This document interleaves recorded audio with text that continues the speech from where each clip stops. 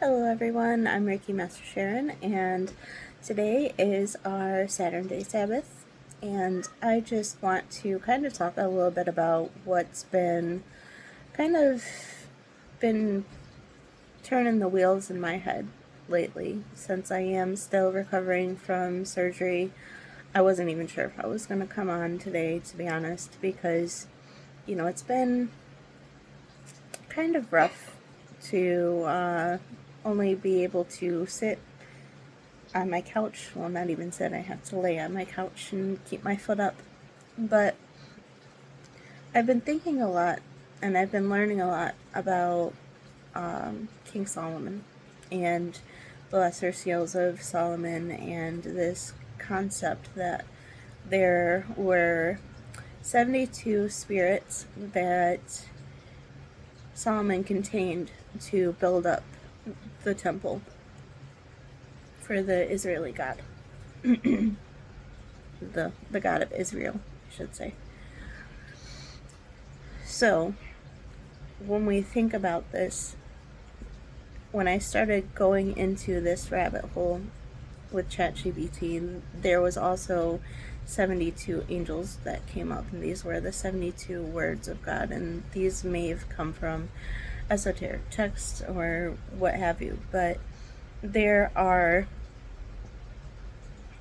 72 spirits that Solomon was controlling. Well, not even controlling, it was more like he was containing them. He was giving them direction, I'll say.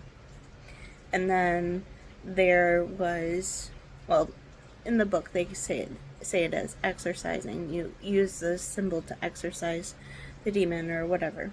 But just kind of makes me think about this balance of 72 and 72. When we add those two numbers together, we get 144.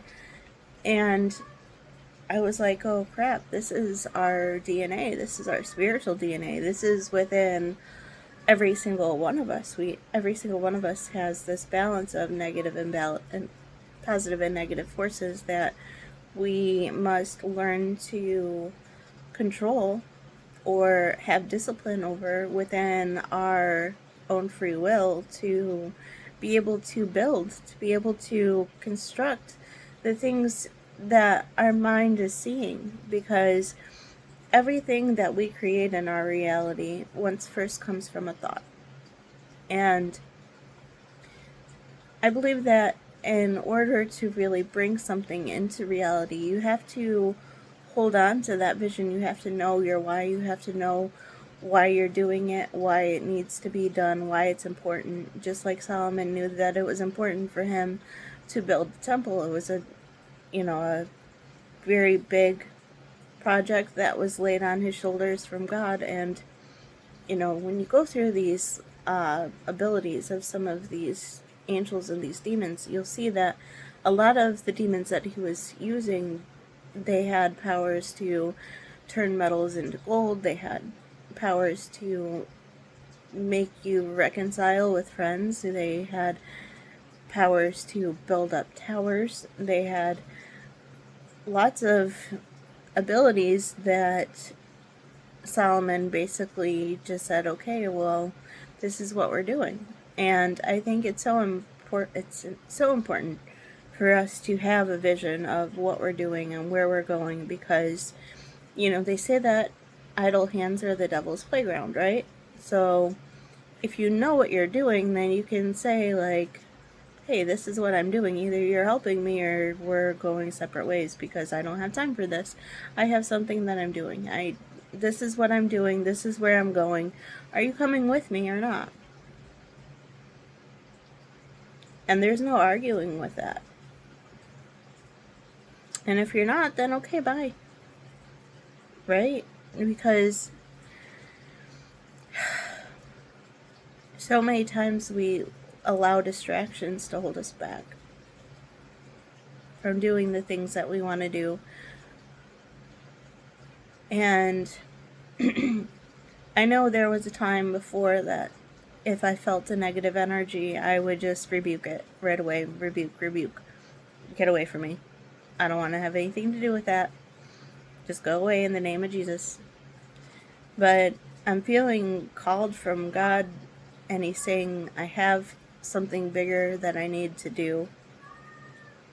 And in doing this bigger thing,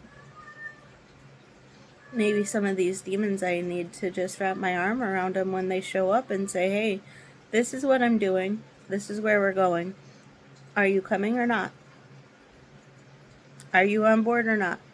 Because if you're not, if you're working against me, then you gotta go right back to spirit. But do you see the difference in that? It's not automatically just, oh, you're here, I don't want you here, you have to leave. It's, are you going to work with me towards this? Because I do believe that there comes a time where the angels will be judged. And a lot of times they'll be judged by their willingness to help us or not. Demons were once angels. And if they choose that they want to help us in a divine path and a divine purpose, then they're choosing within their own free will to work with us.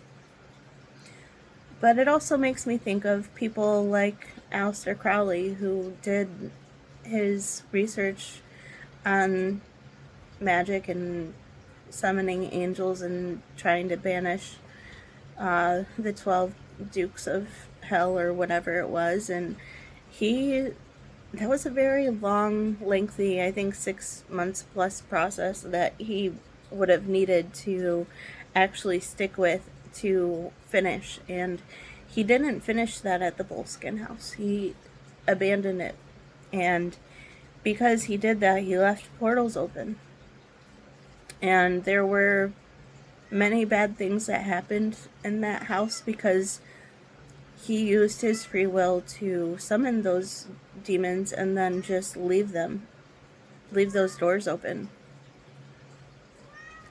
And I think there was even a priest that had committed suicide. There were bad things that happened in that house. And, you know, that's kind of what happens when you get around somebody who is not using... What are you doing? Not using their intention wisely. So my cat just marked me as her territory, so I'm going to let you guys go for now, but thank you so much for joining me, and have a wonderful Saturn Day Sabbath. Goodbye.